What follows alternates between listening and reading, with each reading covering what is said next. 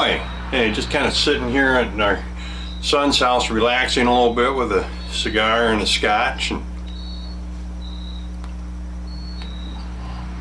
I was thinking about earlier this year over at North Point Marina in the pavilion. A group of us were sitting around, you know, having dinner, a few drinks, chit-chatting, talking about a few drinks, and a lot of different topics came up, but one of the topics that came up was hazards to navigation that aren't on the charts. And a lot of things came up over that. And for the best of my recollection anyway, there were 10 that seemed to come up all the time. I'd like to review those with you. But before we get started on that, just a little safety tip, and something else that came up all the time in the conversation was to keep your VHF radio on. The Coast Guard is always making announcements of hazards to navigation, like trees floating down the river or in the bay, or something going on, a training mission by the Coast Guard, or military vessels coming up that you've got to stay clear of. And other boaters also make announcements of hazards to navigation that are just happen, like the trees. Or one time we saw a piece of a dock and a grill floating down the bay. Who knows? Anyway, keep your radio on, listen to it. Could save you a lot of aggravation. But here are some of the basic ideas that came up, and I know a lot of these are going to sound pretty simplistic, but if you're new to boating or you don't get out there a lot. So one of the big ones that came up on the Chesapeake Bay area, in the surrounding area, are crab pots and trout lines for crabbing.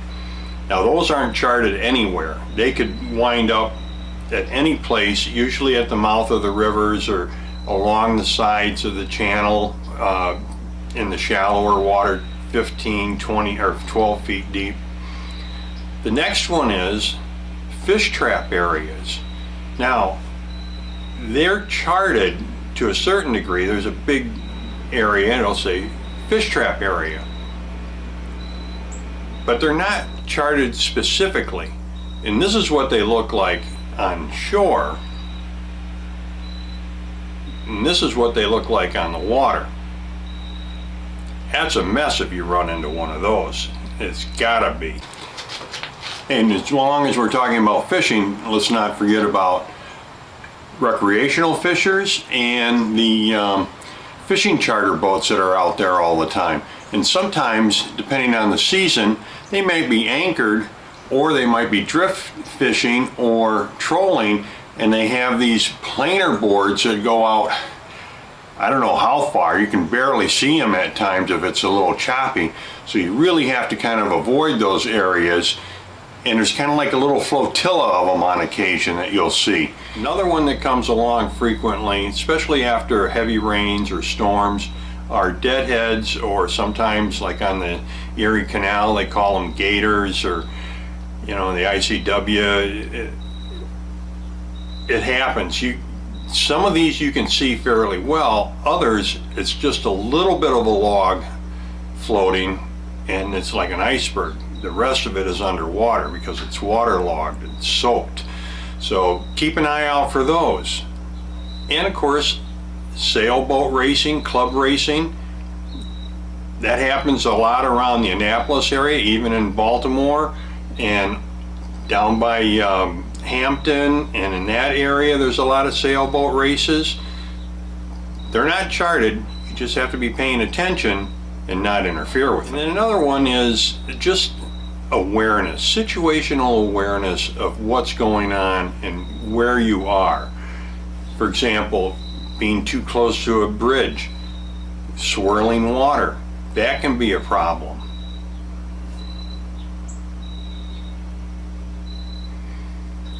You know, current, choppy weather, that's really, I guess that's kind of a part of cruise planning, looking at the weather, but it's also a hazard to navigation if you're not familiar with it, or it's more than you expect it's going to be. And another one is, again, just not paying attention. Here, this guy had his autopilot set on the buoy. Well, he found out his GPS and autopilot worked pretty well, took him right to it. And you can tell, look at the dent in this thing. And another one that came up frequently is reckless and rude boaters, both sail and power.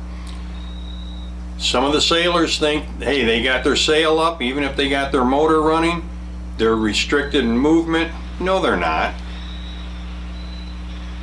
Power boaters, just being rude, not taking into account their wake toward sailboaters and other boaters or people out fishing. That's not charted anywhere, but by gosh, it happens a lot out on the water. And of course, the large shipping vessels and tugs pulling a barge. And of course, never go between a barge and a tugboat. There's this huge cable a few feet under the water that's pulling that. And you may think that you have time to get in between that. Maybe you do. But you also have a good chance of running into that cable, and now you got real problems. And one that you don't see a lot or hear a lot of, but I have heard it on the VHF, where somebody's lost their dinghy and it's floating out there somewhere. They don't know where they lost it, but it's out there on the water, free floating, or something got loose from the pier and it's out there floating around. It's a hazard to navigation. It's not charted. Again though, a lot of these can be avoided by just paying attention. Well, until next time guys, happy and safe boating to you, your family, and friends. Cheers.